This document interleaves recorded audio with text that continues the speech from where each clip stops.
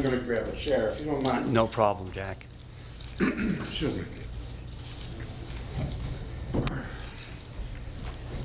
I'll try to get through this as quickly as I can. As you know, I was here back in December with last year's efforts, but there's a couple of fundamental issues here. So if you're going to move forward with amendments, perhaps you can take some of my brief comments into account, and then I can share them with the rest of the council. My understanding is that if the amendments are substantive, and this would be a question for the township attorney, but if they are substantive, the ordinance may actually need to be reintroduced completely on first reading. You know, you may agree or disagree with me on that, but if there are major changes, I don't think you can move forward on second reading with amendments. You have to start all over again. Am I right, gentlemen? If it's substantially amended this evening, the amendments this evening will be the first reading.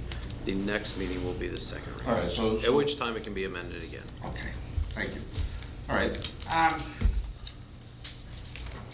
was amused by the opening whereas clause. The original whereas clause said the purpose of the ordinance was to permit, facilitate, and promote short-term rentals, etc. in the town. This ordinance says it seeks to regulate, completely different from a philosophical point of view. What I think this ordinance should be characterized as is an ordinance to restrict, to limit short-term rentals in the town. Because in effect, that's what it does. You have an unregulated free market going on right now, and the town will interject itself into this market from a regulatory point of view. Now, what's curious is that in the entire political history for the last 120 years, I doubt if anybody would agree that government regulation promotes economic activity. The argument always is counter. Free the market from government regulation and let the economic activity expand. That's always the philosophical argument. So if you analyze the first paragraph, it's incompatible. Regulation does not promote economic activity. I would prefer that the council just call it what it is. It wants to limit, the purpose of the ordinance is to limit, restrict, control short-term rentals. That's what this is about. It's also about, so to speak, balancing, evening the playing field between those currently regulated short-term rentals, condos, hotels, and on and on and on, which are paying sales tax, collecting sales tax, and paying the hotel tax, and this unregulated marketplace that's not collecting sales tax and it's not remitting hotel tax to the town. So there's a driver there that I think really does need to be reconciled within the document. I also attended the land use board when the council, last year the council referred this ordinance to the land use board.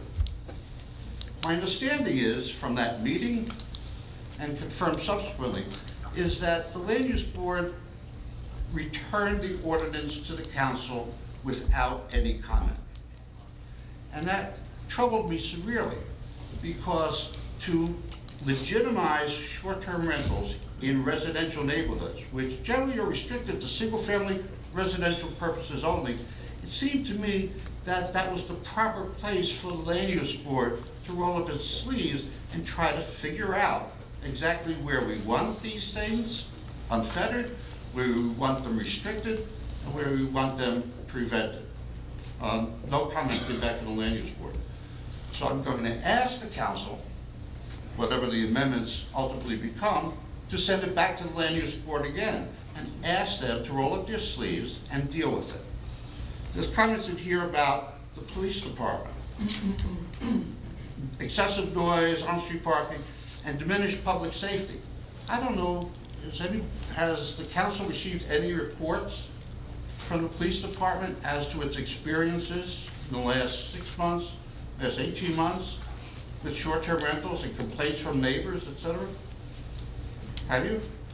We're not for discussion, Jack. We're taking down your comments. Okay. You know I take it all the time. I'm writing down. Okay, all right. But I think that's important to have that type of report before the council.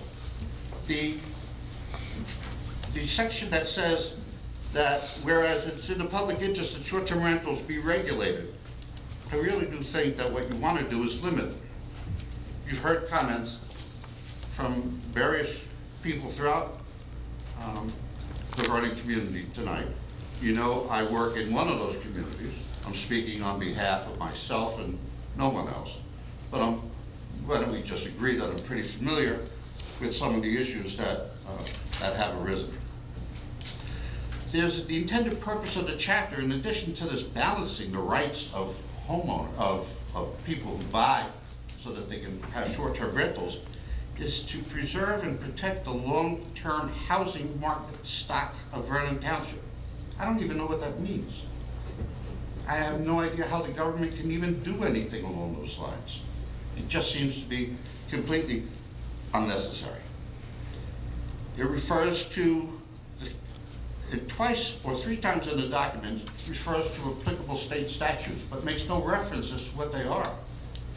So any reader of this, any owner who wishes to comply and understand all that they're exposed with to short-term rentals, the references to the applicable state statutes should be here. There's a comment in here that, which is due, that the short-term rental has to conduct a water test. Makes sense, right?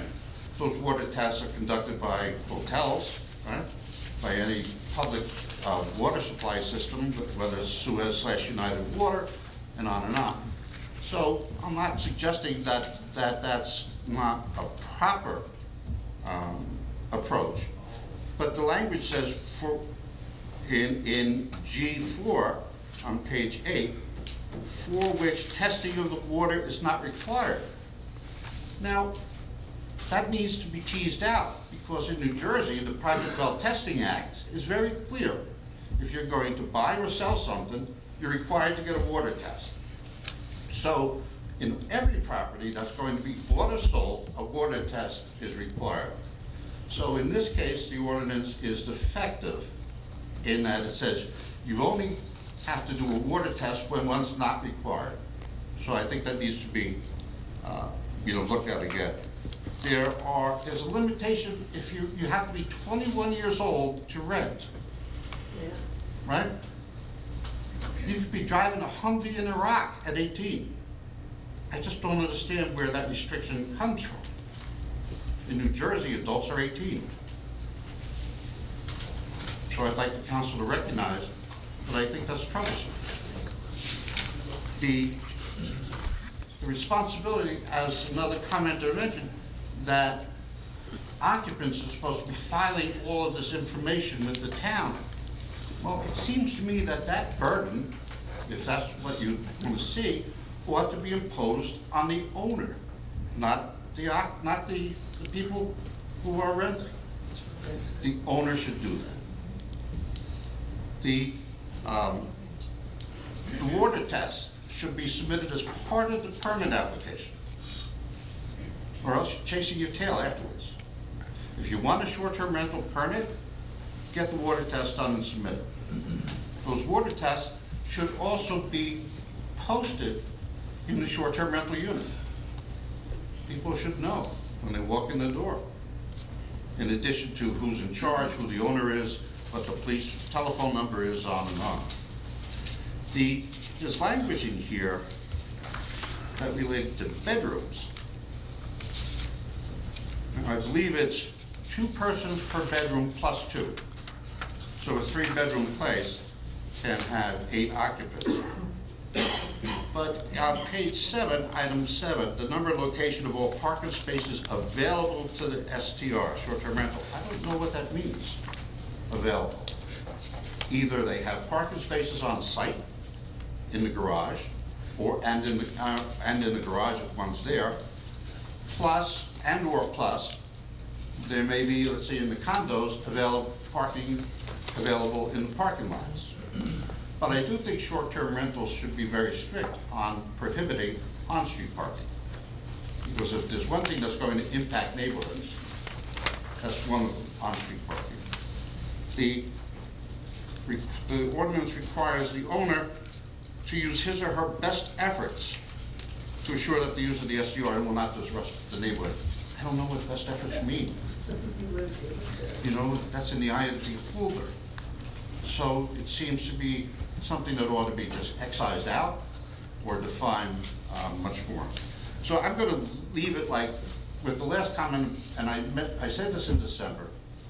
I still do not understand the insurance requirement.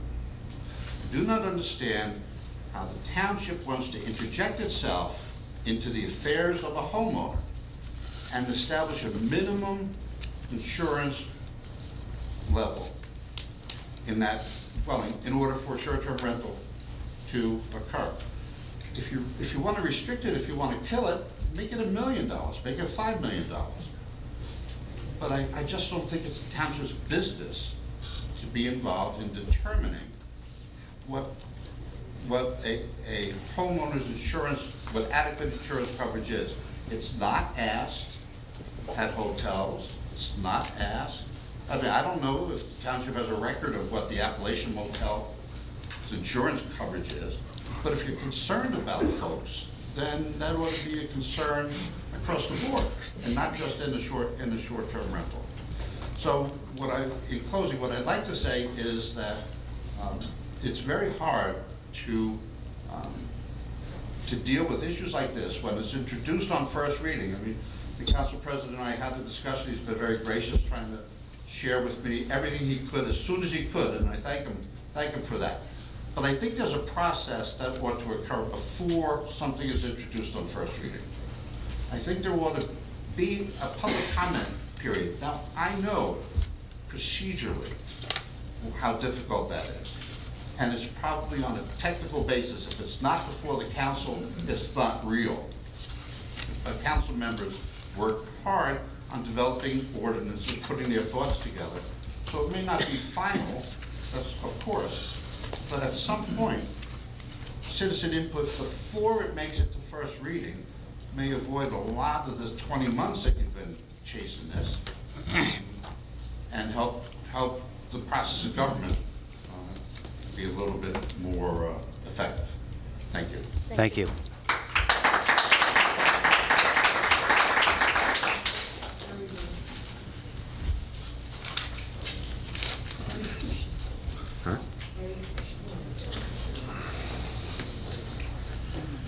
Well, I saw a lot of people. My name is Sean Clarkin. I live in Vernon, New Jersey.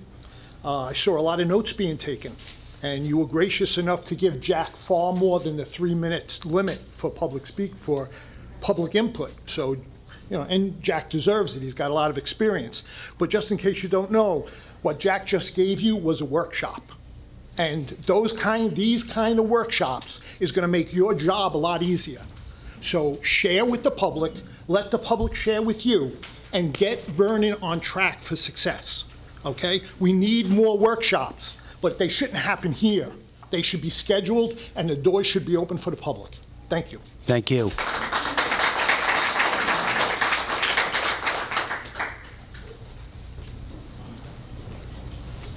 Please. Mike Maniscalco, Highland Lakes. Spoke to you before, but Jack brought up some good points. He pointed out the ambiguity of some of the verbiage in those documents he read in that resolution or ordinance that you folks are proposing. Maybe a solution is, I've heard the word limiting and regulating pushed around. A very finite, this is a suggestion, a very finite suggestion may be to go by the rating of the septic system in the house. Each septic system, I have one. I have a brand new one, so I'm very versed on septic systems. They're rated per bedroom. If it's a 2-bedroom septic, you have a 2-bedroom house. You can have 4 people. Okay, there you go. Plus, you want to throw in the +2, okay, bring your kids. That's okay also. But we have, again, I'll use the property next door to my right as an example. I was in that house. I know what it looks like. It's a 1-bedroom house with a sort of a den and a loft, and I could be mistaken, but I don't think you could stand in the loft. And they are calling it a 3-bedroom house because they put 2 single mattresses in that loft that you got to climb up a ladder and crawl into. And I don't know what the septic is rated at. I'm just putting it out there as a suggestion. That's a very finite way to do it. A septic system has a rating. You cannot exceed that rating. Period. Done. Thank you. Anyone else? You sure? Want to hear it? Okay. Twisted my arm. Okay. Come on up. That wasn't hard to do, was it? No, thank you. Good evening, Doreen Edwards, Highland Lakes, and I speak loud, so I don't even need the mic. Question for you. I'm just curious. When you do these resolutions, does the attorney review them for legality issues?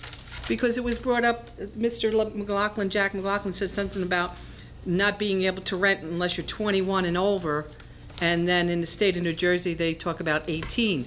So I'm just concerned that as a taxpayer, we're not being representative in the legality part of issues that come up. We're not answering questions, you know that, but I will answer them when we have a workshop, if we choose to do so, Great. I or hope you when we go for adoption. I will Okay. answer your questions there. Okay.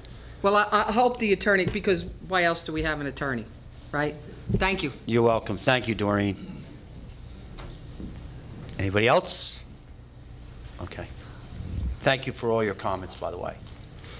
Seeing no more members of the public wishing to come forward, may I have a motion to close the public hearing for ordinance 20-04? Motion. Second. All in favor? Aye. Aye. At this time, I'd like to make a motion to table this and have a workshop. Second.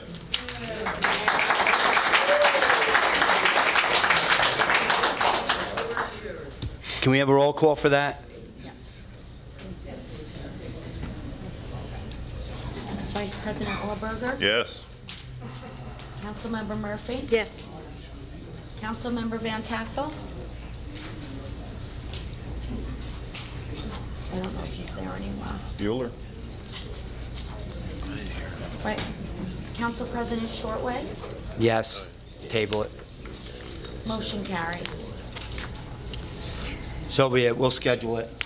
We'll look at the schedules where we can get the vast majority. Mayor, that you're available, and whoever else you want here. Thank you. I have another question about this. Actually, on page 8, it says, if the STR permit is denied, the applicant shall have 10 business days to appeal in writing to the Township Business Administrator. I believe that that should say mayor or his or her designee. I don't think that it should just be left in the hands of the business administrator. That's how it's normally written. That's how everything is normally written, that it goes to the mayor or designee. So I would like to see that change also, or at least addressed. Duly noted. It'll be in the minutes, too. And I have a couple comments because Mr. Stassi brought up about hiring, like security. I mean, when you're collecting money for this tax, now we're looking at, because administration was on board with hiring, with actually creating a position to monitor these in the building to try to figure out if the town was, you know, if all the ones that they were finding online were in fact registered. So, you know, if they do something like that, if you have to hire somebody now for security, I mean, now you start to figure out how much money are you bringing in versus how much money are you paying out in employees. And then also, you know, like the homeowner association, I'm not sure, I think Highland Lakes might be charging a fee right now if they register. So I'm not sure, but. Can we address this during the work session? Yeah, let's. Yeah, no, I'm just that's mentioning okay. that because I had these notes written. I think that's, what else?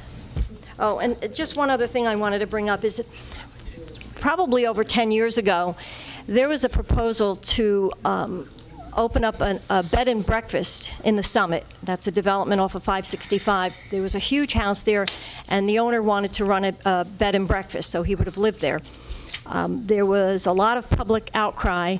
As a matter of fact, there was an ordinance introduced, and it was prohibiting bed and breakfast in residential areas. It passed on the first reading and then it failed, although the owner just, decided not to do it. So there was an instance here in town where actually the owner was going to be living in the home and the residents were against it. And it's Peg's, because it was near her house. So just wanted to note that, because last year I also provided that ordinance to the council so they could see what has happened in the past with something like that. That's all I have. Okay.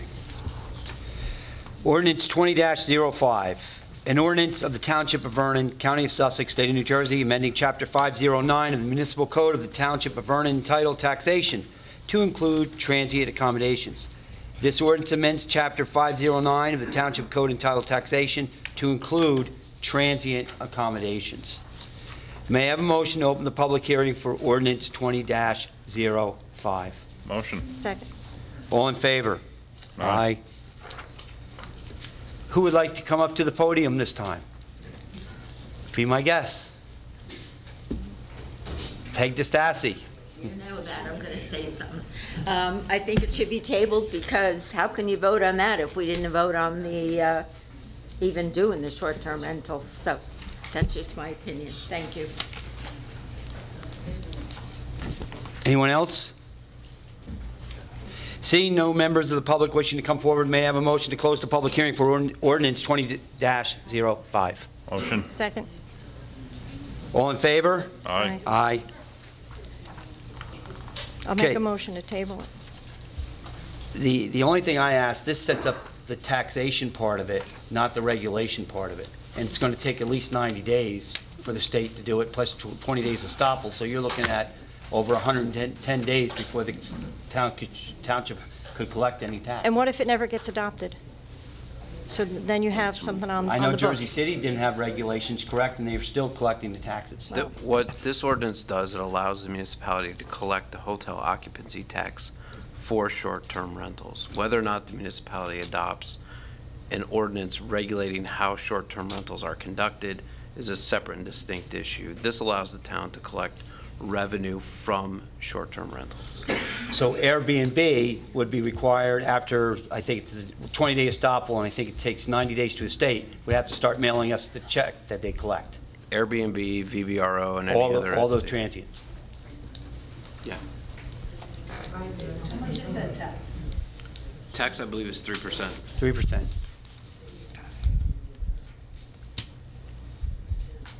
May I have a motion? For introduction? Yes. No, this is No, not this is for adoption. Adoption. Motion. Second? I second it. Let's go roll call.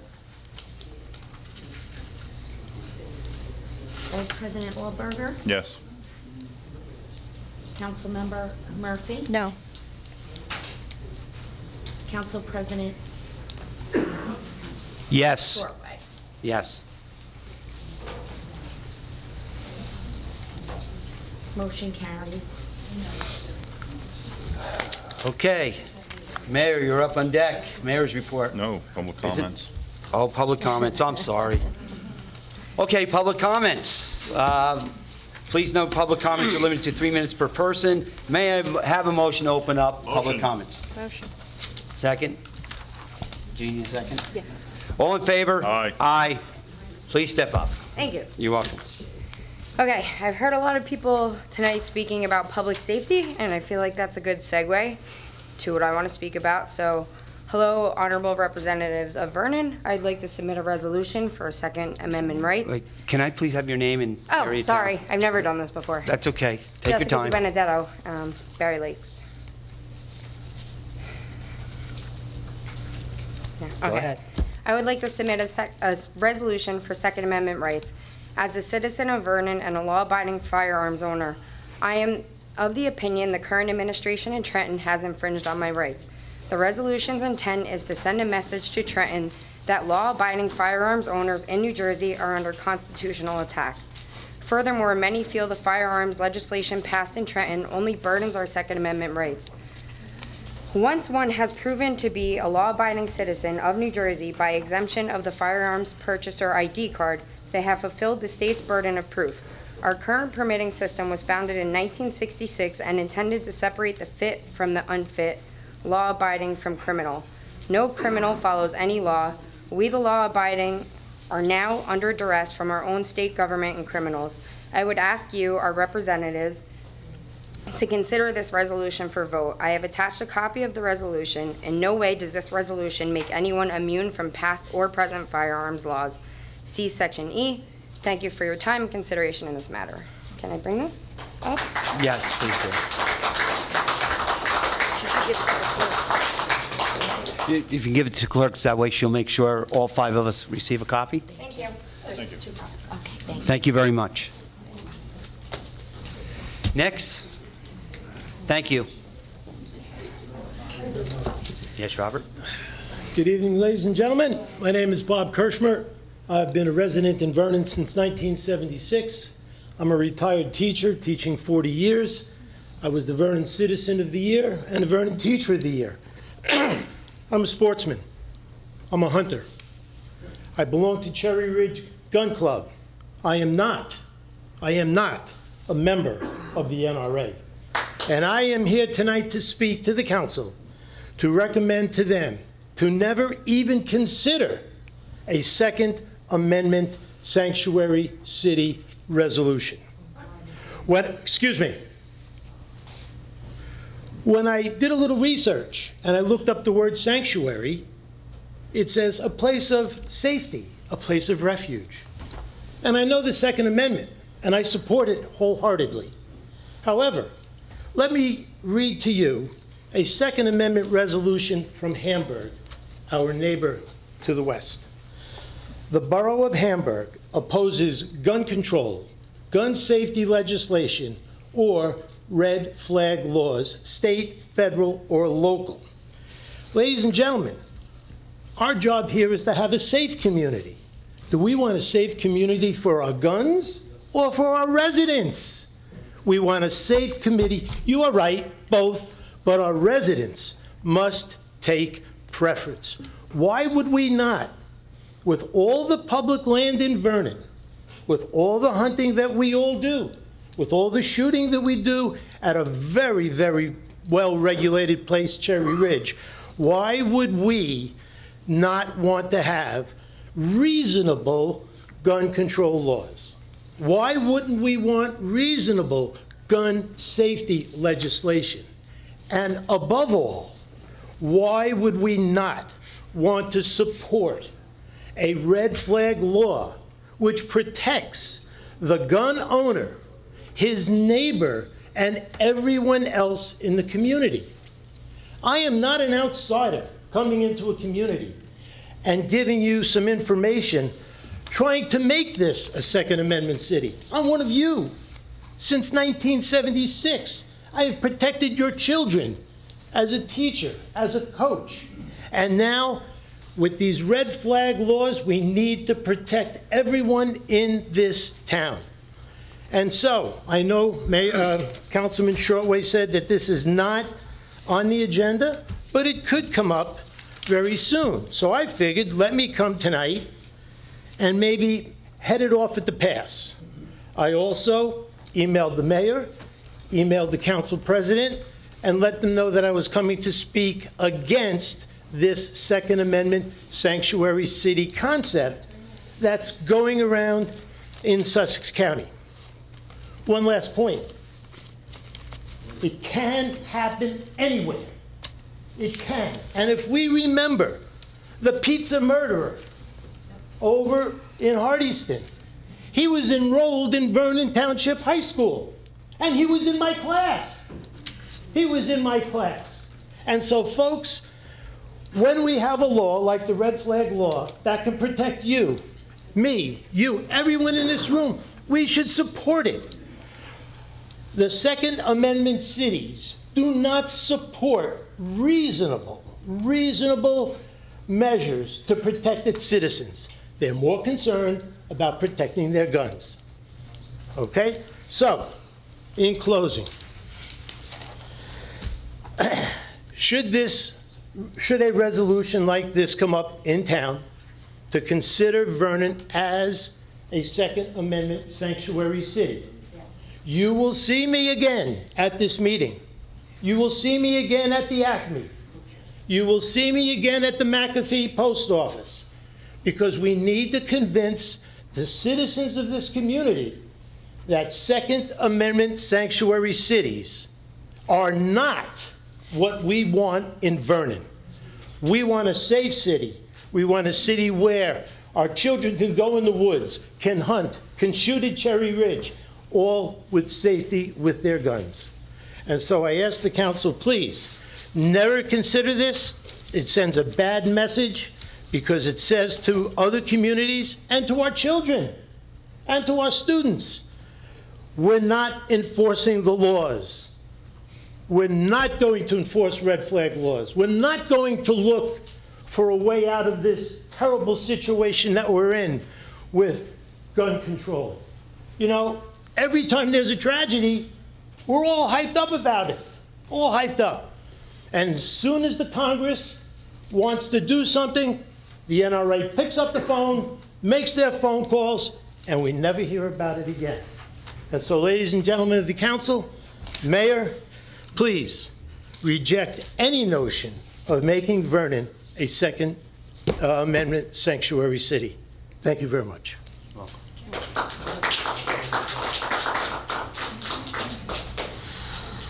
I know it's late. It's been a long meeting. I'm sorry. Really wanted to do this earlier. Good evening, everyone. I'm Sally Rinker, and I speak tonight as the president of the Vernon Taxpayers Association. And I'd like to address Council President Shortway. When you and I served together back in 2010 and 11, I as mayor and you as deputy mayor, we undoubtedly presided over a governing body that was more transparent and respectful to the public than I have seen in the last 10 years. I'm appealing to you as the new council president to restore the transparency we once had. Our attorney then, John Urson, gave us good advice. And that advice was, if it is public information, give it to them. Be transparent. And the result of that guidance was less Oprahs and no lawsuits. We never cut people off from speaking because of a time limit. You probably remember how long some of those meetings did go. And we even answered questions when we could. We were respectful to the public, and there were times public comments were not kind to us. But they were still thanked for their comments and were never verbally assaulted with snide and insulting remarks as they returned to their seats.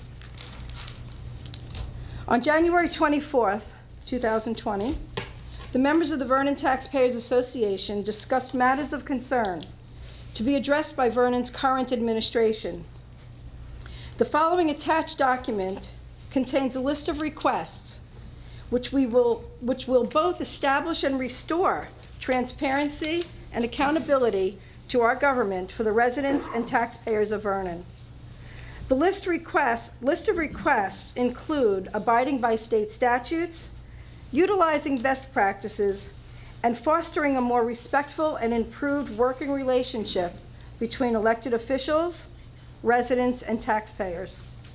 The Vernon Taxpayers Association, on behalf of all taxpayers who value transparency and accountability in our government, respectfully submits this document for your consideration and implementation. And I'd like to go through it briefly, if I may. First and foremost, restore the public speaking opportunities for members of the public at town council meetings in the first public session to the 5-minute time frame on any issue. Offer a 3-minute time frame for any member of the public to speak at the end of the meetings to address any issue. The rationale to this is, when the 5-minute time slot at the beginning of the meetings was reduced to 3 minutes and restricted to agenda items only, as we've seen tonight, it created a hardship for the public due to the fact that some may not be able to sit through the entire meeting. And tonight is one of those examples where the disabled or the work fatigued cannot address their issue, or maybe don't want to wait long enough to have that chance. The shortened time frame from 5 minutes down to 3 minutes was set to allow the council to get council business done. Council business is public business. And a quick review of 6 months of council meetings at that time showed that the total time public speaking took up at council meetings was 12 minutes on the average. Hardly an inconvenience for the council.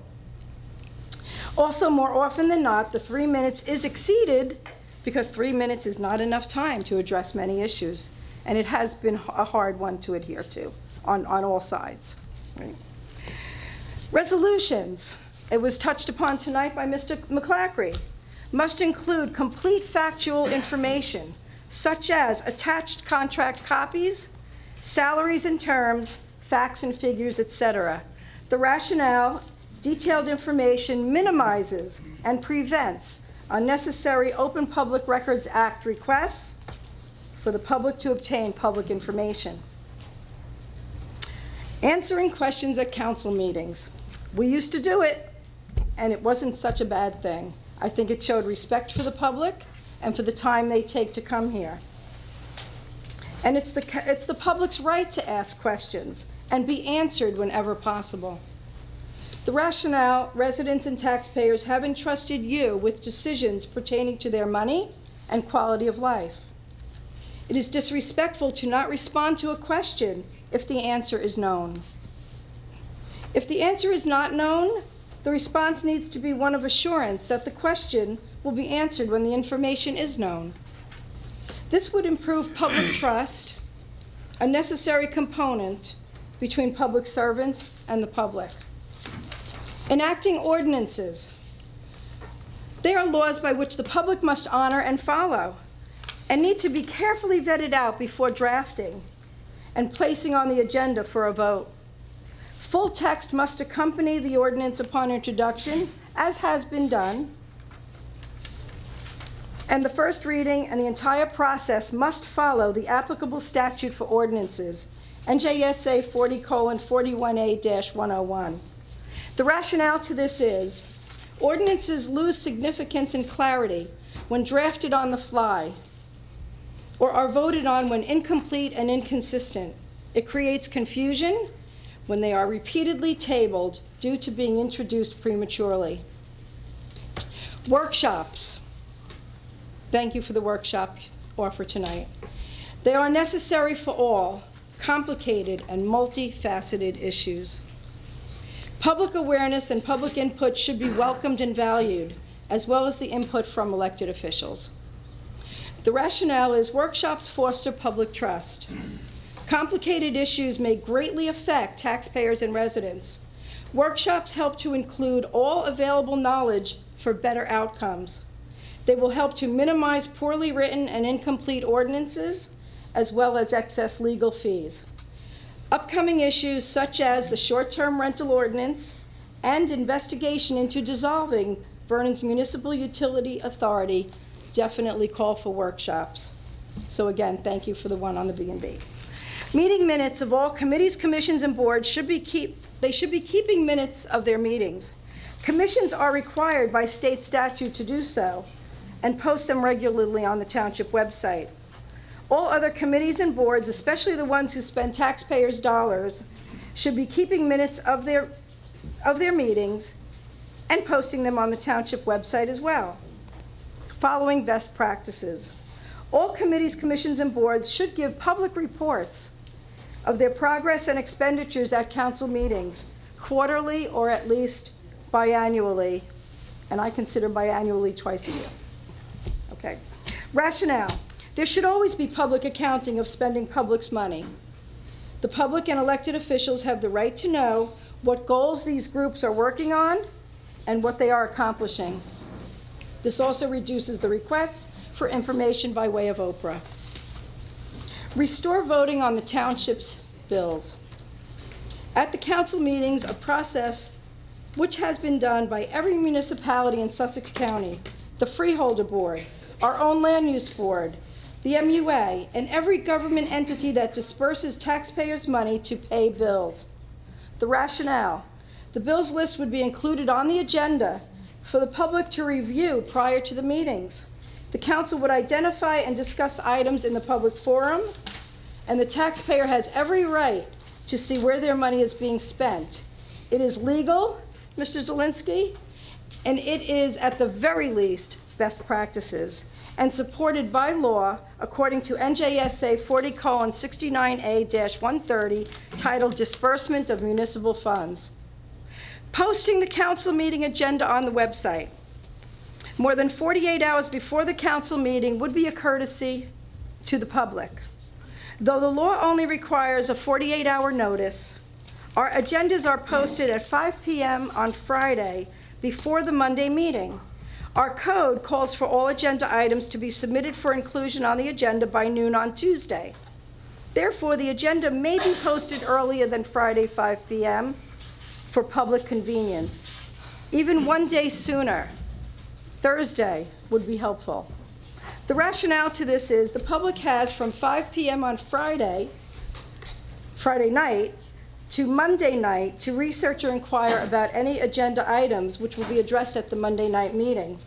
When business closes Friday at 5 p.m., it leaves only Monday during the day for any inquiries or research to any government agencies or businesses or so forth. Council meetings posted on the township website is a practice that has taken place for the past several years. The recorded meetings have not been posted since October 17, 2019.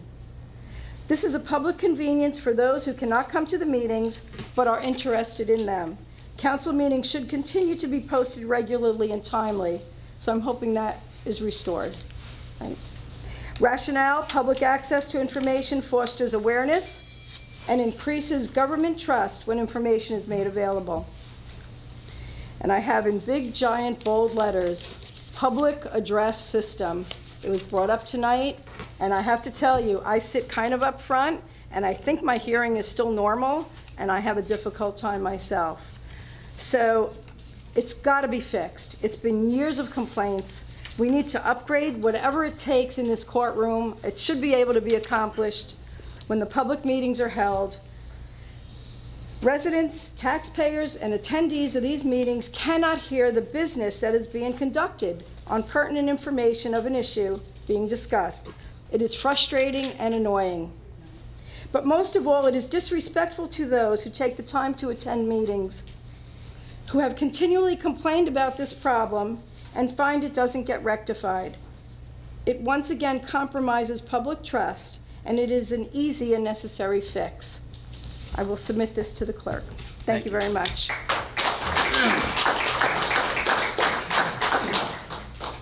Yes, sir. R.J. Bermudez, Vernon. The gentleman before, I agreed with him on one point. We shouldn't have to talk about a 2A sanctuary. Our current administration is just gutting our rights that you all took an oath to uphold. So I come to you asking to uphold that oath. That's all I'm asking for. I had a lot more in my head, but I'm going to keep this short and sweet because there are other people that want to talk. I've been going town to town and county to county helping these Second Amendment sanctuaries get passed. As far as red flag laws, I don't think anyone actually knows what they are, but they're not in the interest of public safety. It's gutting due process. If you want, I can sit down with all of you, and I'll bring a turkey baster too. It's gutting due process, and it's making law-abiding people like myself and others in this room criminals overnight. And it's basically the don't make your neighbor mad law, right? There's no due process, there's no investigation, there's none of that. And what the 2A resolutions basically do is say, it's not about concealed carry or open carry or anything like that. It's just to say enough is enough. We recognize our constitutionally protected God-given rights. Thanks. You're welcome. Thank you.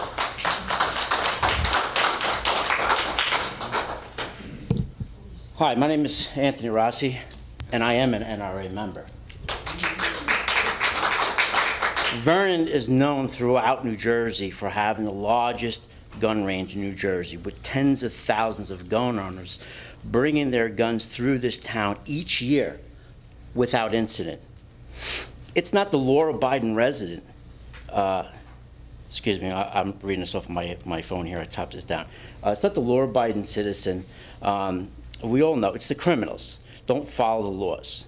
We live in a peaceful town. However, we also been seeing a huge outbreak in heroin use, and we all may know someone that has been directly or indirectly affected by this outbreak in heroin. Today it's heroin, tomorrow it'll be something else, and it doesn't seem to slow down. And with that addiction comes crime, which we have been seeing it firsthand in our community, especially in Highland Lakes. Today in Washington, we are no longer seeing bipartisan support on anything. Today, it's all about pushing agendas regardless of putting the American people's safety and well-being first. This has also trickled down to the state level, and first pushing bail reform and then opening the state up to sanctuary for illegal immigrants, all while passing a handful of gun laws that do not protect its citizens, but yet puts more power into the criminals' hands. This has gone too far, and we are seeing more and more people leave the state because of the actions in Trenton. And that will cost us all money in the end. As of today, we have over 500 signatures in Vernon right now petitioning for a 2A sanctuary resolution. We must end partisan agendas that spite the other party, which is why we must stay true to our Constitution. A famous quote we should always note: freedom is never more than one generation away from extinction. We didn't pass it down to our children in the bloodstream.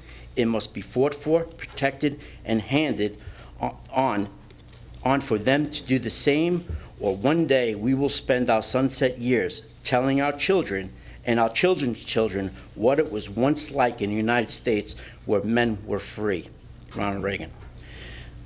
Mr. Mayor, you ran a campaign on a nonpartisan office. This will be your test. Mr. Shortway, I believe you've received several emails from people regarding the 2A sanctuary. You stated that you were doing, quote, you were researching with due diligence. It's been about a month. We haven't heard anything. I would appreciate if you can respond. That'd be great.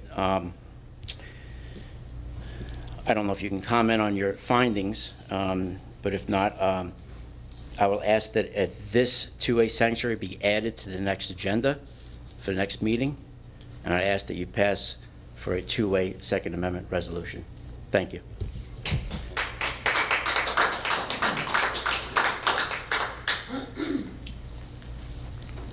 Hello, Louis Blaine, Eckes Court, one more time. 2 points. One, to clear up the confusion, biannual is every 2 years. Semi-annual is twice a year, okay? I've heard it too many different ways today. Okay, so bi means two, like a bipod on a gun. Okay, semicircle is a half a circle, so it's twice a year, all right? Secondly, in terms of the Second Amendment, I am a gun owner.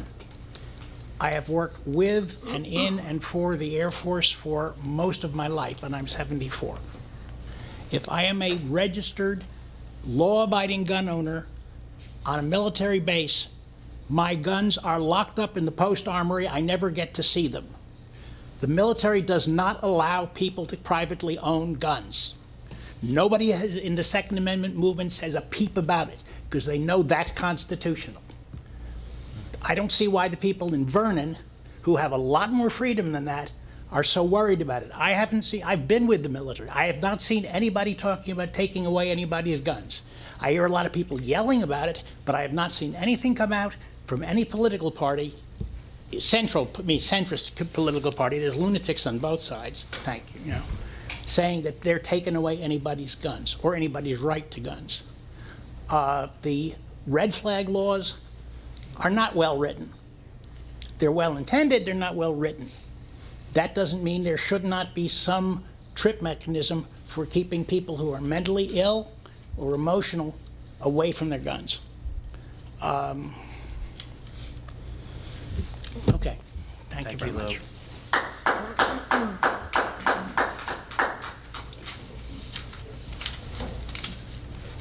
Come on up. We're You going all to know be me friends by now. tonight. Yeah. Mike Maniscalco, Highland Lakes, New Jersey. I'd like to address a couple of things real quick that I heard on the Second Amendment / sanctuary / gun ownership deal. Law-abiding gun owner right here, never an issue, proud, lifetime NRA member since I'm 24, and now I'm 53, so I have a long relationship with the NRA. I've heard the word reasonable stressed very loudly, stated and overstated. Reasonable, as the lawyers will attest to, is an opinion. What is reasonable to you is not reasonable to me, is not reasonable to the lady over there or the lady over there. That's reasonable. A reasonable statement on my behalf, I will say. Lastly, I also heard, again stated and overstated, that we're more concerned, or law-abiding gun owners are more concerned with protecting their guns. That couldn't be more incorrect if I tried to make something up. The correct way to say that is we are concerned with protecting our rights that we were born with, our constitutional rights as Americans. That's all I have. Thank you.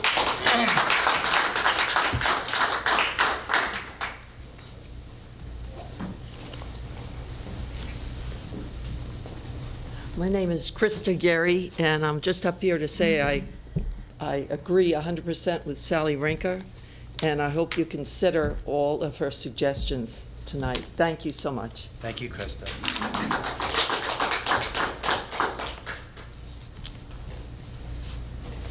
McClackery, come on up. One more time, everyone. It's good to see you. McClackery, Thomas. You said before that the mayor is part of the government, and he is. The way that I see it in this form of government, and you can correct me if you're wrong, but this is the way I see it. The mayor's position is an executive branch, and the council is the legislative branch. So you're Congress, and he's the president.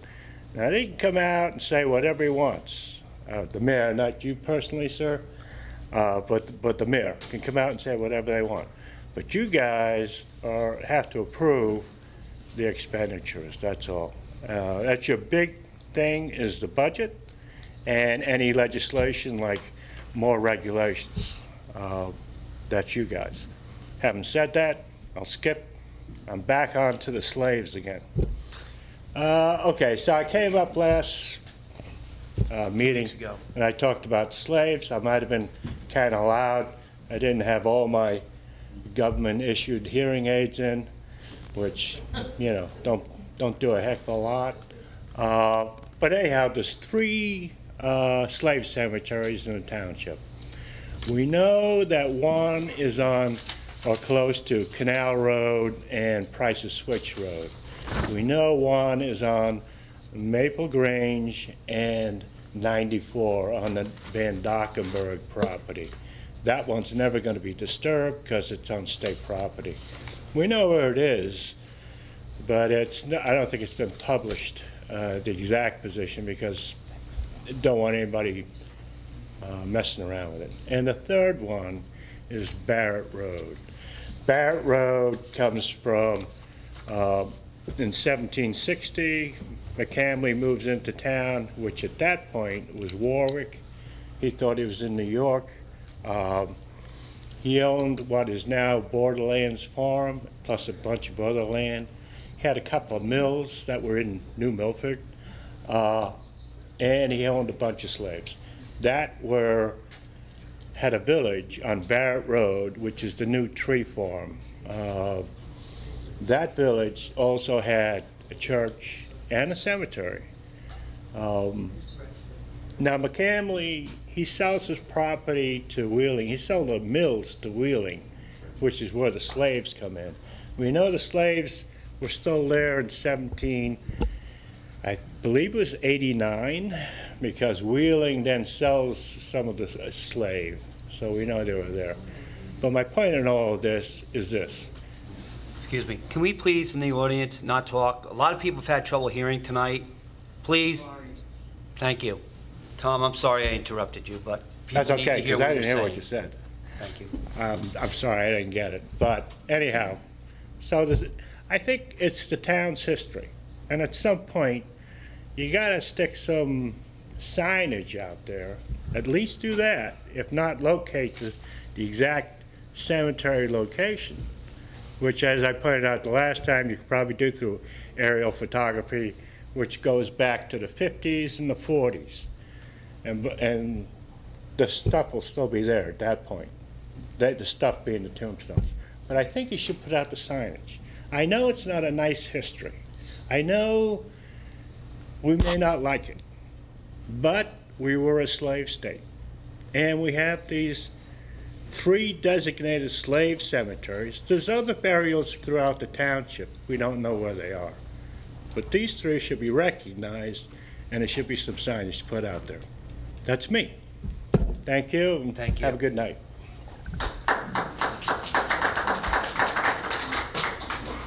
Anyone else? Thank you. Good evening. My name is Rich Hedrick. I'm a Second Amendment advocate, Vice President of the Skylands Tea Party. Before I start, I just want to say something. The gentleman who was in the Air Force, thank him for his service, where he said that that the bases do not allow firearms. Just want to mention one thing. It's Fort Hood. If I'm not mistaken, that is where the people brought on guns, and a couple of the military people were killed. Okay. So, everybody here, they all drive here tonight? Everybody drive, right? Okay. You ever notice there's a thing called a speedometer? You ever see what it goes up to? Most cars, economy cars, go 120. If you got a Beamer, maybe 140. Sports cars, 160, 180. Corvettes go to 200. How many of you guys drive around at 200 miles an hour? Nobody, right? You have a car that's capable of it, right? You Sir, don't do please it? address the council. We want to hear your comments. They'll hear you, Well, okay? you guys can hear me because of this. Well, I that's- figured but they it's- can't, It's so I'm trying council to... comments to us, please. Okay, can you guys I want to hear me? hear what you're saying. Okay. Thank you. So, I'm sure nobody commutes at 120 miles an hour. The car can do it. Every once in a while, we read something about some idiot, I'll call it that way, on Route 80, goes flying at 100 plus miles an hour, hits a family and kills them. Now, do we go and arrest the car? No, we arrest the guy. Isn't there laws already against that? I think there's homicide laws that are involved in a vehicular homicide. But again, nobody arrests the car. Yet we all drive these cars, and we drive them because we're law-abiding citizens. We drive them legally. Now, how many people here own a firearm? When's the last time your firearm killed somebody? No. Never. Why not? Because we're law-abiding citizens. But we sure read in the paper where most of the time it's, there's a bad guy with a gun, and he kills somebody. Now, last I checked, there's murder laws. We don't need, we have people that come out then and say, well, we have to have more gun laws. Well, the gun laws only hurt us, the people that don't use our guns for violence. Because the bad guys, they don't pay attention to that. So really, we already have laws for the crimes that are committed. Problem is we just don't do a really good job of it. So what we do is we go after the firearms to make everybody feel good that we're doing something. But what happens is we get magazine restrictions, we got firearms restrictions. We can't buy scary black guns or any of this other stuff. What that does is only make us less safe because the bad guys still have all of that. So the amendment, I think, that they're looking for, the resolution that we're looking to pass, quite frankly, it doesn't mention, as far as I know, sanctuary, because in the early stages of that, it does give law-abiding citizens the wrong idea that they can just go ahead and carry and break the law. We don't want to make felons out of law-abiding citizens. Anyway, that is just a resolution that just says, look, we support law-abiding firearms owners. A lot of these laws do not affect the criminal, they only affect the law-abiding people. Thank you. Thank you, sir.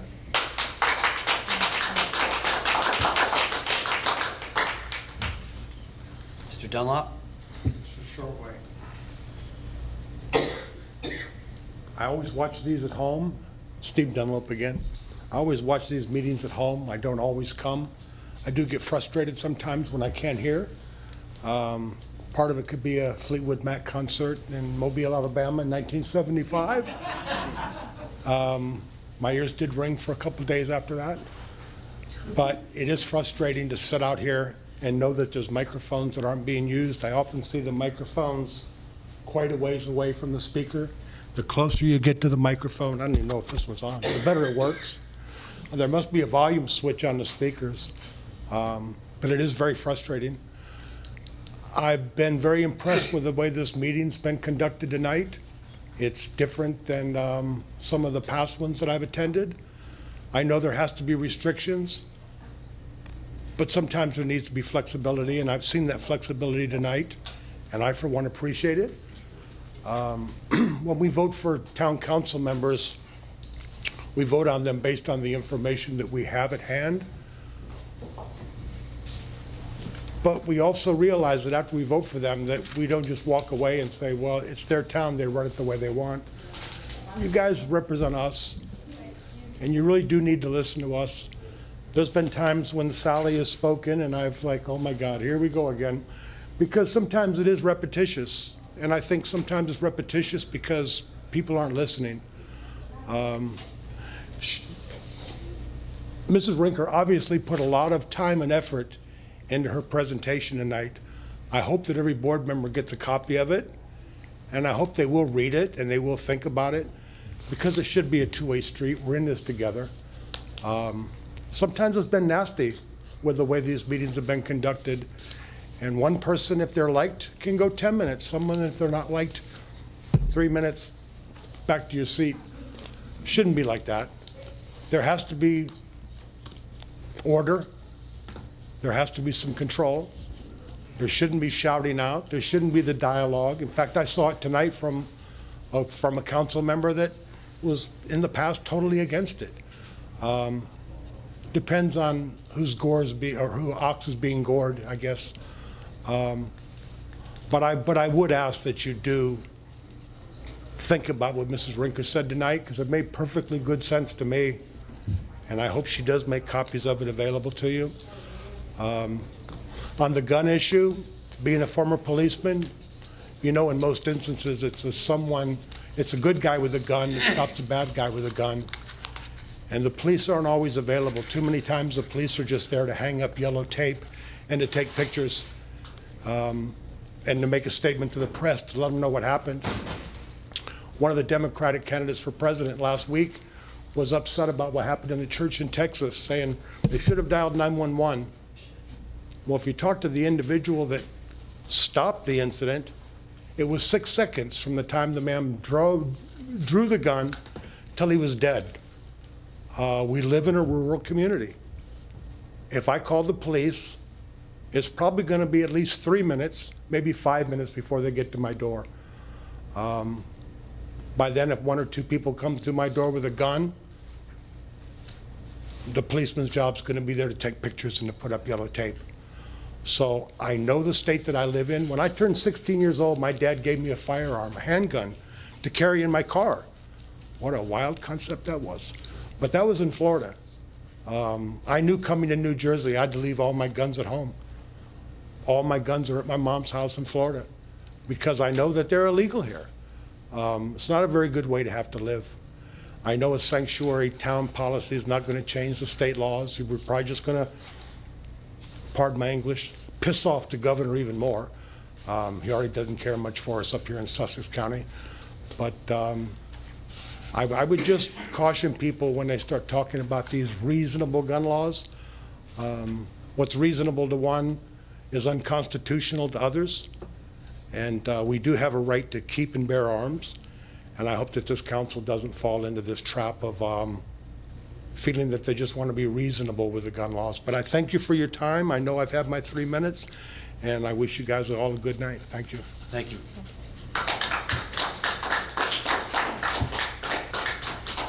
Anyone else? Chloe? Good evening. I just want to Zoe Heath, Highland Lakes. I just want to preface this with that it's my birthday. Happy birthday. Thank you. I did not think this was going to go till 10 o'clock because these meetings normally don't.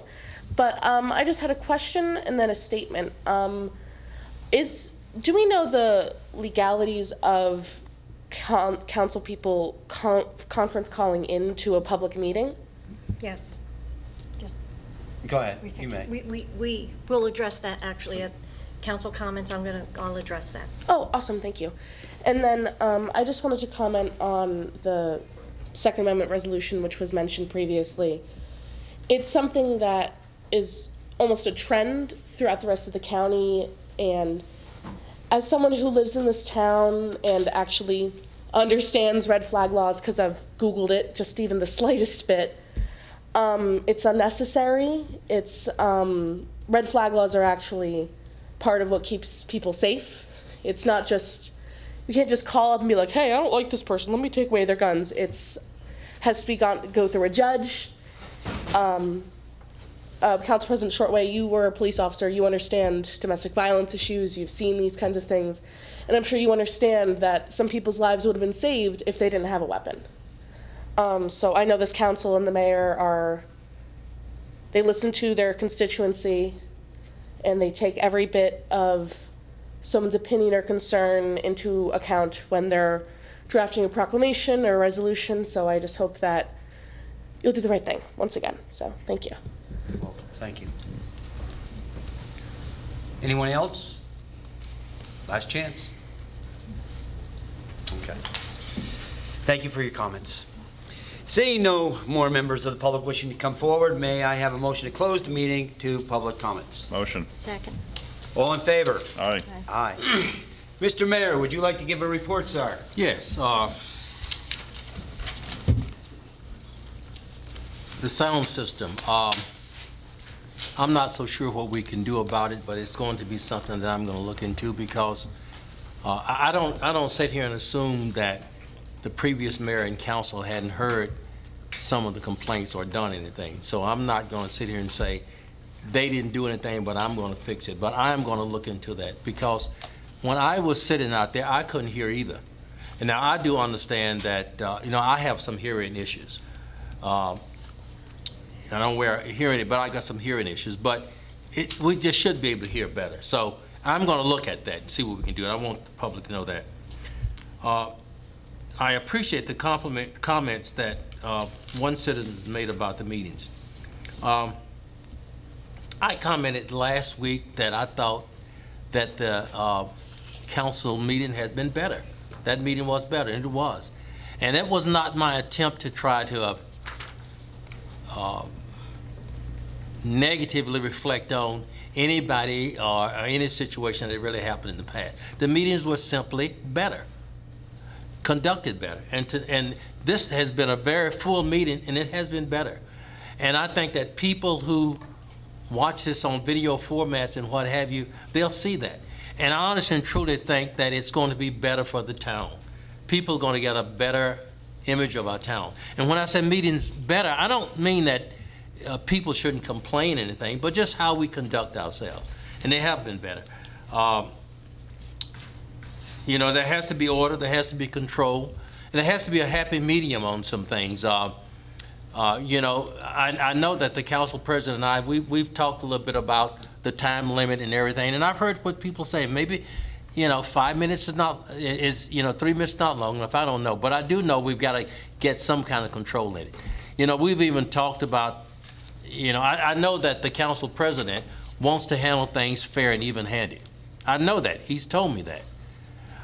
We talked about getting a timer of some type, something so that someone could see. But we didn't want that to be offensive to anybody or intimidating, but at least if we had something like that, everybody would see that everybody got the same amount of time.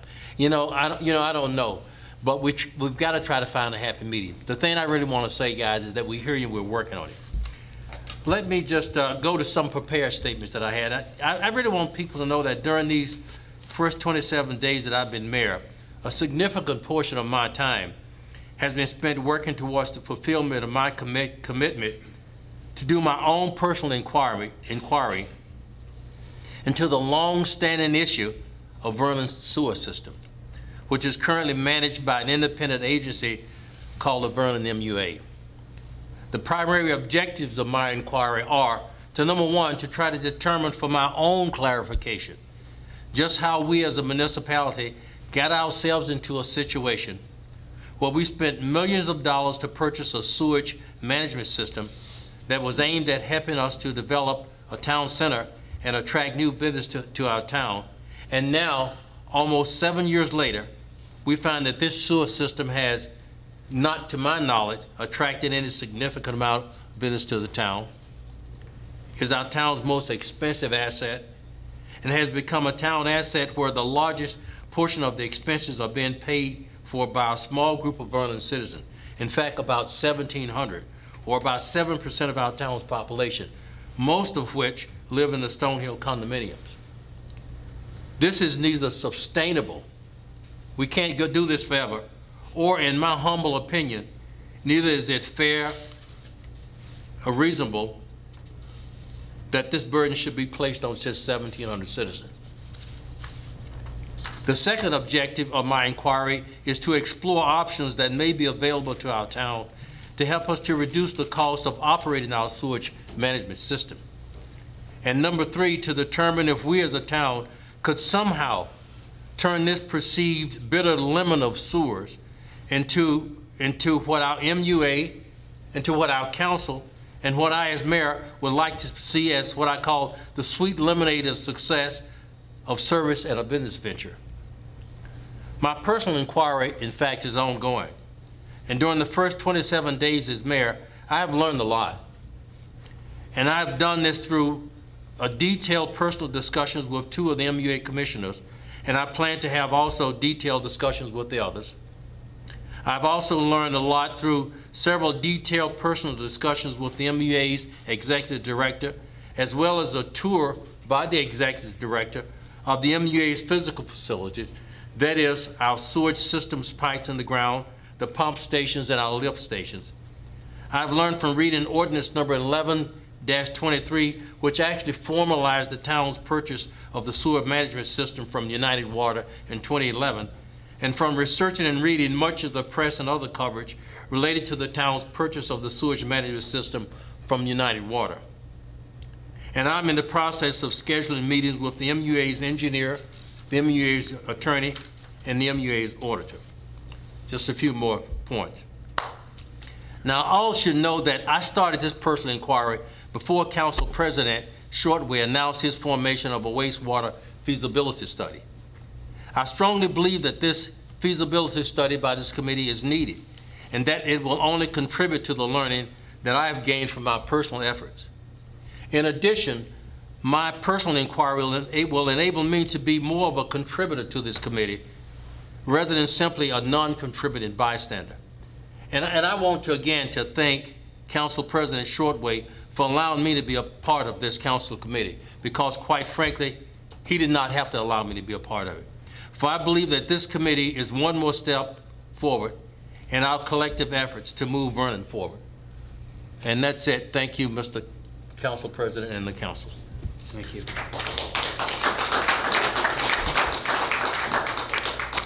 Council comments. Would you like to go first? Sure.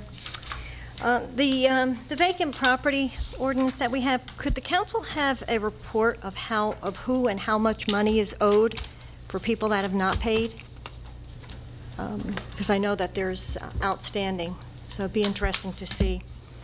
And the bills list, I'm just wondering, a judge ruled, actually, when a resident sued, a judge ruled that the bills list did not have to be reviewed or voted on by the council. Can this just be added and ignored? Would a judge have to reverse it? I know, I'm not saying what he did was correct, but the judge did come down with that decision. That's correct.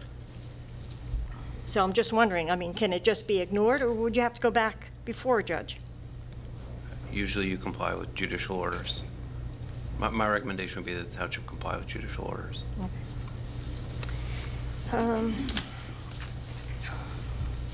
Not to say that it's something that we would entertain or what have you, but I did read about Stillwater introducing their Second Amendment resolution. It seemed to be maybe a little, it gave the appearance that it wasn't so strong, maybe it was a little watered down. So I did actually reach out to the mayor there. I couldn't find it online on their website, but I did ask if we could have a copy of that just to review. So as soon as I get it, I'll forward it.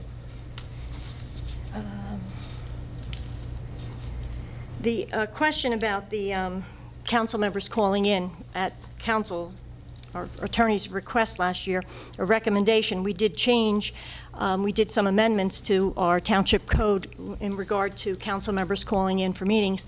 And it's if I recall correctly, council members can call in up to 2 meetings per year. 2 meetings and only 2 can be on the phone. And only 2 can be on the phone at once. But if they're voting, they need to stay on the phone the entire time of the meeting. That was the requirement. So what happens now, because both council members hung up before votes were finished, so... I don't think that it invalidates. Well, my own, you're asking me what my view of it is. I'll read you the language. no, I'm just going to say, I don't know that it changes anything, but I just wanted to bring it to the attention that we did specify, you can't just say, I'm going to call in at 7:30 and vote on one issue and hang up. You have to be on for the entire time. So just wanted to kind of clarify that was something that, you know, that I caught with, because it was something we wanted to address to avoid a situation like that. So. Yes. But, and what does it say there? It says, if a council member attends a meeting via telephone, the council member must be present by the telephone for the entire meeting. That's the language. So, I mean, it's, like I said, but it's a question of if they're hanging up and say there was something. I mean, I made a motion to table, and it failed, but then the council members hung up. Well, one hung up, so, you know, I mean, so it could potentially change a vote by having them, you know, by them not staying on the phone the whole time.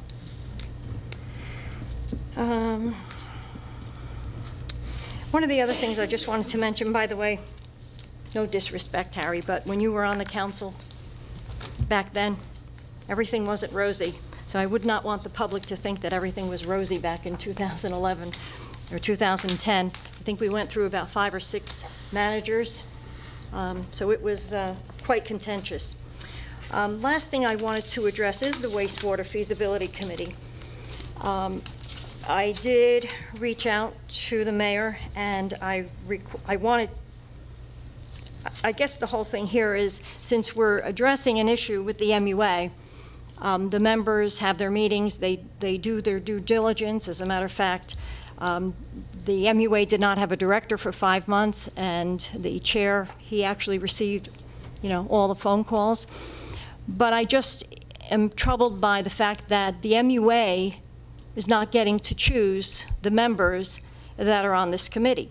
The Environmental Commission had a meeting, and Mr. Stassi volunteered to be on it, but yet the MUA that this actually has to do with, we're not getting the advantage of the members that have been there the longest.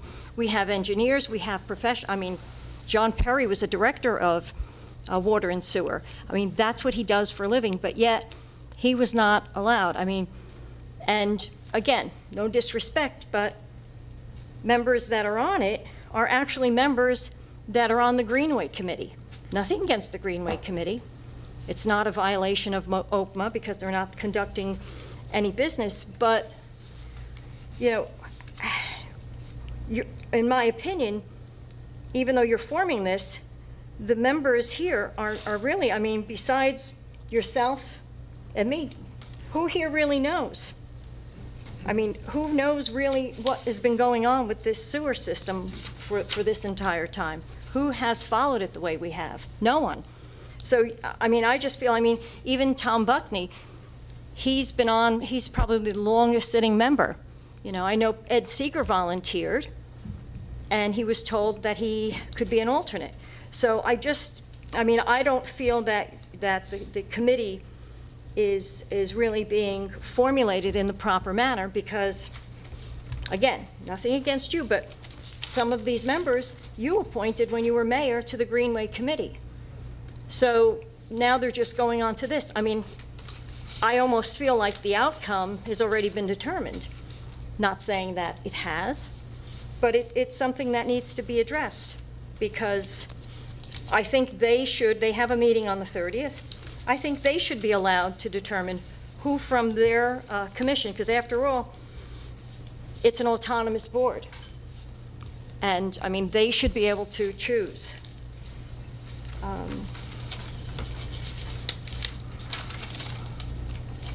And the one thing that Jack McLaughlin spoke about, water testing, by the way, in that ordinance, if you have the homes or condominiums that are on the public water, you do not need a water test. So if that's determined, I mean, if it's a private home on a well, it does. And I think that might be, one second, let me just go back to my other page. I have so many notes. Oh, one other thing about the this committee. Given the I don't know, the magnitude of how this could affect our town, I really believe that these meetings need to be held in public, because. Thank you. And the reason is because, you know, there's a lot. I mean, we've been involved, like I said, for the longest time. I was going to meetings when it was formed, when you were on the council. I sat here through all of them, everything that's happened, through the purchase, through this bankruptcy. I went to all of these things, and to just have an isolated group making a decision, and you cannot make this decision just based on the finances. You cannot make the decision based on the fact that, you know, residents in Great Gorge pay their share, because I have a septic. So are they willing to, you know, contribute to my septic? You know, I don't think so. And, you know, the mayor's told me, oh, well, only 7% of the people in Vernon are on the sewer. Okay, you know, but again, there's a lot to take into consideration. If we start to expand, you know, what does that do to our agreement with Mountain Creek? I mean, as it is, that ordinance, you know, nobody in town hall, sorry, was ready to jump on it and record that ordinance at the county. You know, and that was the county, that was the ordinance we passed. So if Mountain Creek does not pay us, we would have the lien. We would be able to lien their property. Administration, and it was something I asked, and it did get recorded finally, I think it was on December 19th. But that should have been one of the first things that they were looking at to see that this was happening, because there's only a limited amount of time that you have to record that. It's not, you know, open-ended. So, like I said, I don't know if our attorneys, if our bankruptcy attorneys have been, you know, spoken to, if they've given an opinion yet, or if they're working on opinion. I know I asked if the MUA bankruptcy attorney could weigh in on this, because, you know, before somebody's, you know, moving forward with plans, we need to know how this will affect us, because, no, you know, nobody has saved anybody $28 million. We're not saved. We haven't, you know, we received the $918 that they owed us. We received money that they collected last year. That's a far cry from what they owe us. And hopefully it snows so they can continue collecting money, because, you know, the town will start to be in trouble in a year if we don't get our money. So, that's all. Mine's going to be long because the door's been open. First of all, this committee makes no decisions. They will make recommendations. Fury, Carney, and Matt Biagini all worked on the system, so they know the system. They were operators and maintainers. So this is why I'm moving forward, and some of the older members, as far as I'm concerned, failed to do their duties on the MUA. Here's my list of grievances. I'm sorry, it's 3 pages. The wastewater funding gap. The town center did not develop as planned. The 2008 financial crisis presented challenges, but our municipal government failed to cultivate the tourism industry with marketing strategies following the crisis. Elected officials relied on Mountain Creek and did not incorporate our open space or master plan in an effort to develop our new revenues for property tax and sewer rate stabilization. All property taxpayers within the borders and boundaries of Vernon Township are responsible for the debt associated with the sewers, not just the MUA or sewer users. You can read ordinances 11-22 and 23 and see you're all responsible. We are all responsible for $6.8 million of that sewer system. $4 million purchased it, $2.8 was used to operate it. In addition, the revenues to pay for the system were to be derived from charges made to the users of the system. These charges typically consist of usage fees and connection fees. This scheme failed due to the following. Elected officials did not complete water service into the town center. Connection to the system was not made available to all entities in the town center, therefore rendering the build-out projections incorrect. You have people off of Main Street not hooked up to your source. You have Route 94 here on the east side not hooked up to your source. They failed to put in the pipes. Elected officials did not aggressively market our community as a destination, recreation, right? That's what we have. That's what we're about. We heard that tonight from many people over the STRs. Mountain Creek did not develop as promised. The 2012 financial agreement waived all connection fees associated with Mountain Creek. Schooma's treatment plant was overbuilt by an estimated 80,000 gallons to satisfy claims by private entities, which people don't want to talk about that. My grievances are as follows. The Vernon Township MUA lacks policy setting an efficient and effective organizational structure related to employee tasks and has no set asset management plan. This has resulted in the following. The MUA failed to inform the public and governing body of the Murata's administration's failure to execute the 2012 sewer agreement pertaining to Pump House 2. My administration discovered a secret agreement between former Mayor Murata and developer and former Mountain Creek owner Andrew Mulvihill regarding replacement of the Sand Hill Pump House. It was delayed by an agreement never approved by the council. Union issues with collective bargaining agreements because our DPW is doing the work, grievances due to civil service work titles, lack of formal organizational structure concerning employee tasks, hazardous work environment, lack of security by failing to identify those parties who have access to our facilities, resulting in sabotage and theft of the MUA generator. Financial responsibilities by failure to properly invoice and receive funds in a timely manner from common management for services performed and to inform our CFO regarding these matters.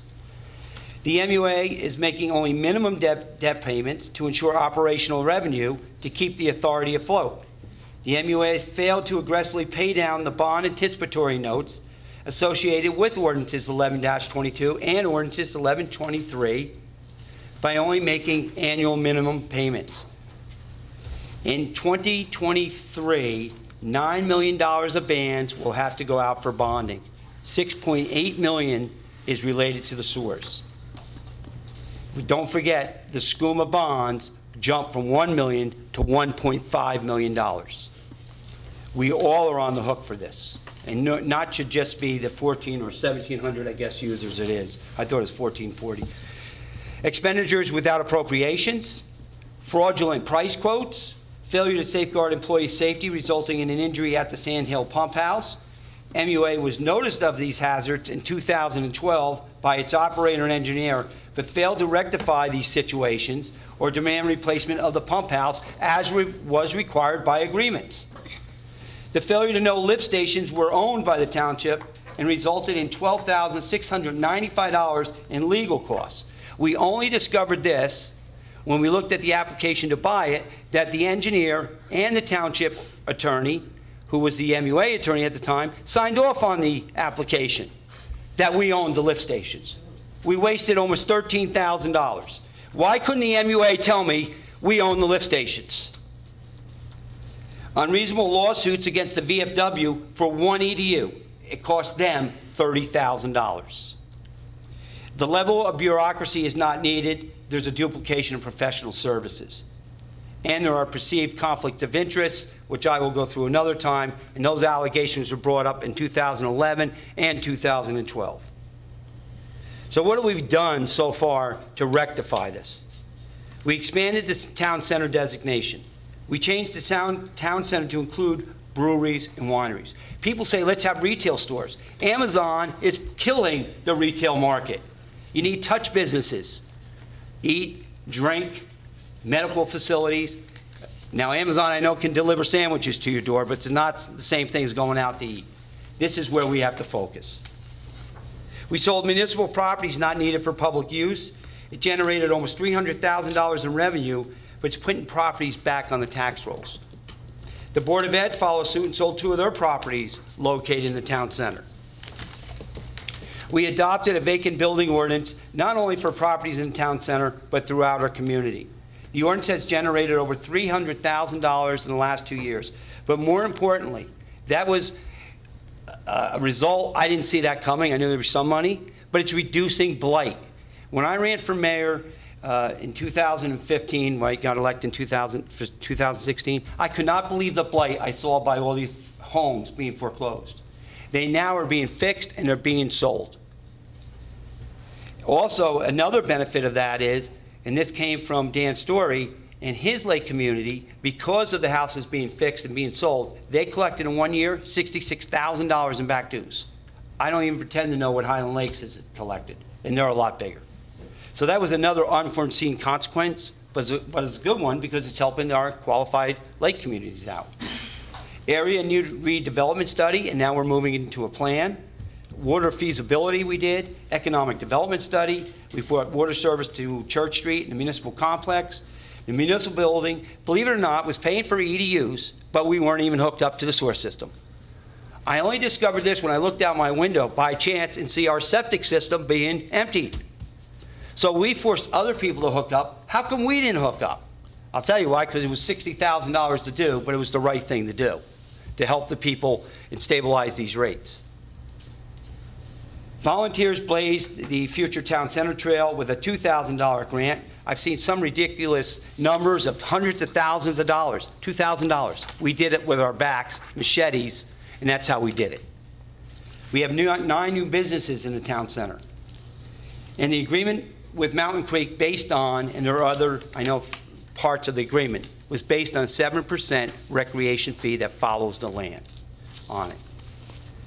So the MUA's operations have decreased recently, including the director who said, you don't need to be here. It's just taking the system, the wastewater, pumping it down and bringing it back up. I think right now, the best thing this MUA has done is hire Matt Biagini. He knows the system. He has like 36 years in the water service.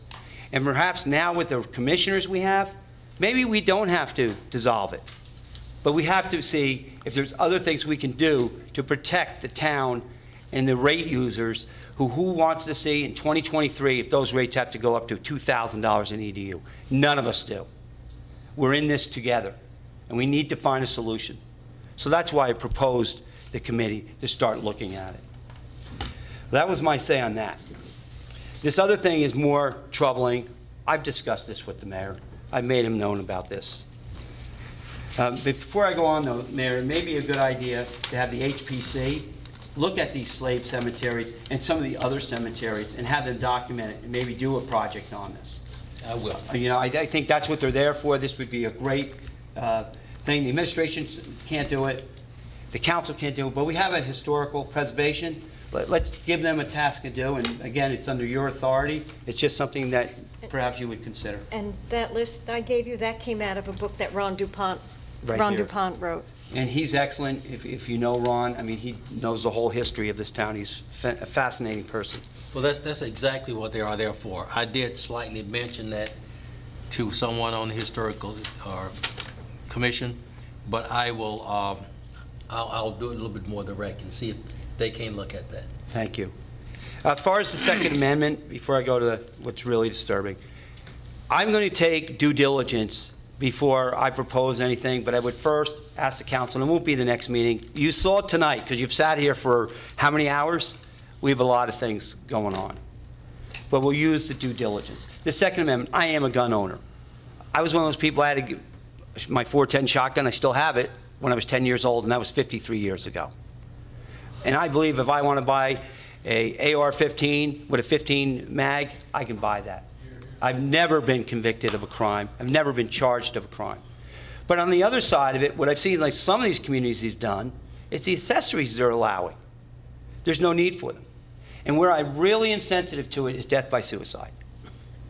Because perhaps that person owned a gun, had telltale signs they were in distress, and then guess who got the call to go look at what was left and got to sit with that body till the ME came.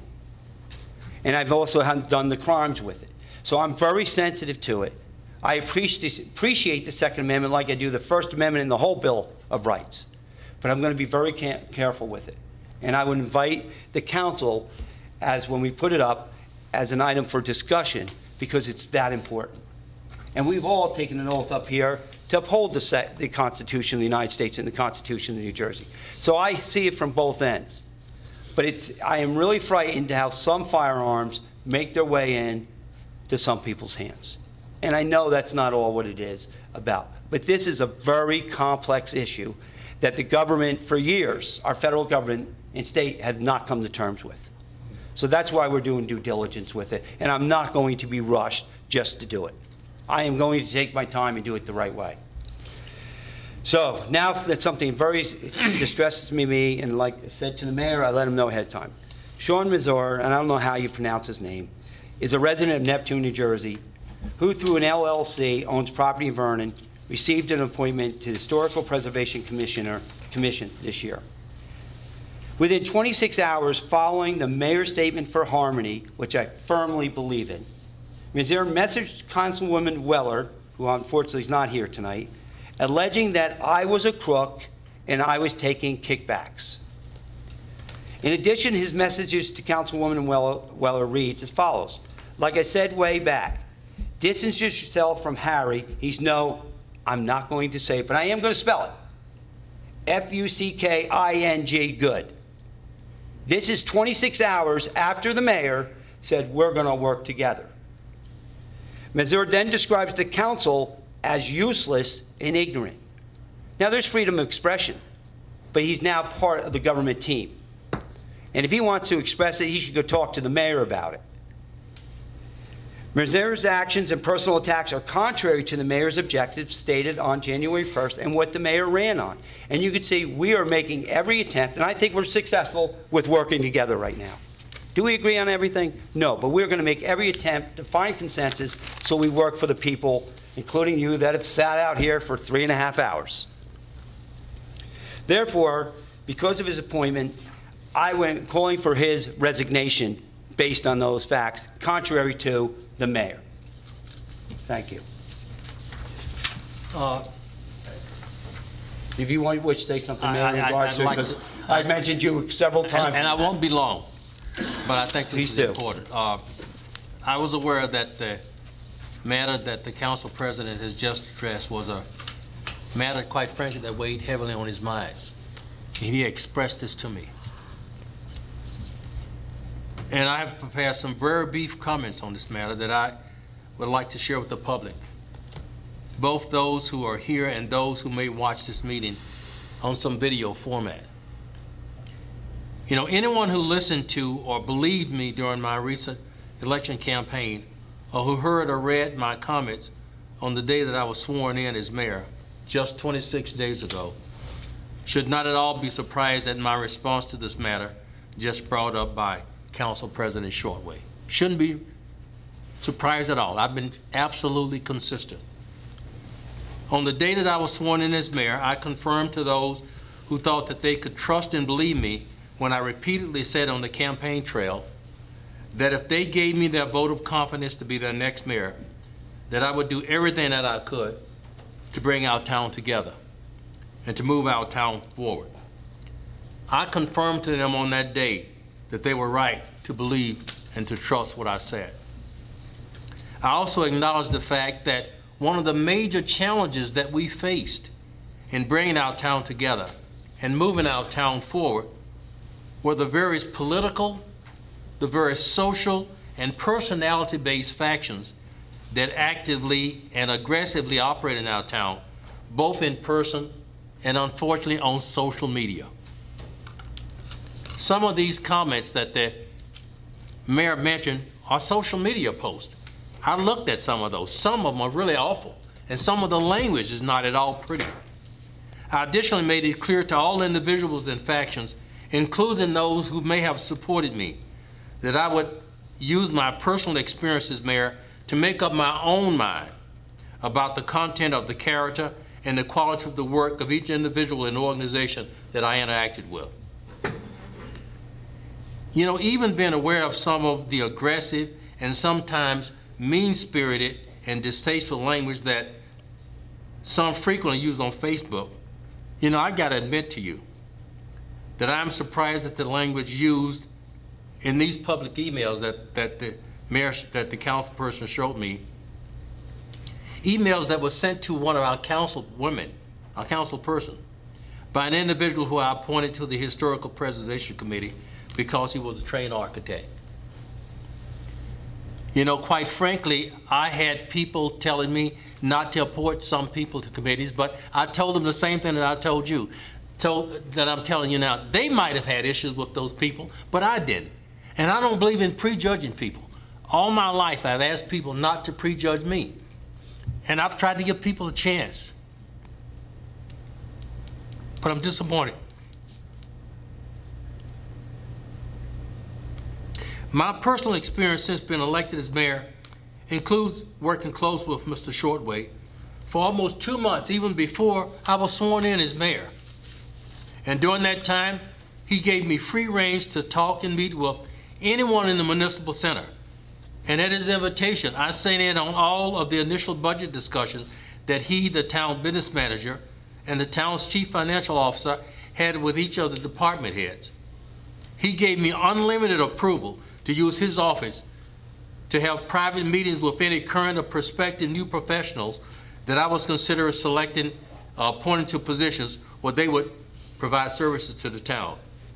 And he and town manager Chuck Volker even kept me in the loop on various town matters, even though I had not yet been sworn in as mayor. Now that's a good thing, guys. Most elected officials don't get that kind of treatment, and most administrations don't work like that. Remember, Mr. Shortway supported an individual who ran against me. But once the election was over, it was over. It was over. And while I can't quite say that Council President Shortway and I have the exact same views on every issue, in fact, I can tell you we don't. I can say that during these first 27 days that I've been mayor, he's been a professional, dedicated public servant. And that's the truth. I want the public to know that I understand that the same collective group of voters that elected me also elected President Shortway, as well as other members of the council. And I want them to rest assured, hear me now, I want them to rest assured that no matter what the chatter on Facebook will say, no matter what it will say, we will continue to work together for the people of Vernon, just as they expect us to. We're going to move forward. This stuff is not going to stop us from moving forward, because the people in this last election saw some hope. They wanted this crap to stop. They really did. And it's going to stop. People can say whatever they want to on Facebook. They can say whatever they want to at these meetings, but we're going to come in here and do the business of the public, and we're going to move things forward. Thank you, Mr. Shortway. Mayor, thank you for your kind words. Just in closing, I emphatically deny those allegations. They threw a number around like $600,000. I never took a dime. And I challenge Mr. Mazur, if he believes that I'm the crook that he writes about, then you should go to the Vernon Police, or go to the Sussex County Prosecutor, or go to the Attorney General's office. I welcome the investigation. And let's see what you find, because it'll be nothing, nothing. I emphatically deny these allegations. Thank you. And thank you for being patient tonight. May I have a motion to close this meeting? I'm sorry, John. That's okay. I'm sorry. No problem. I was all heated up. No, I couldn't tell.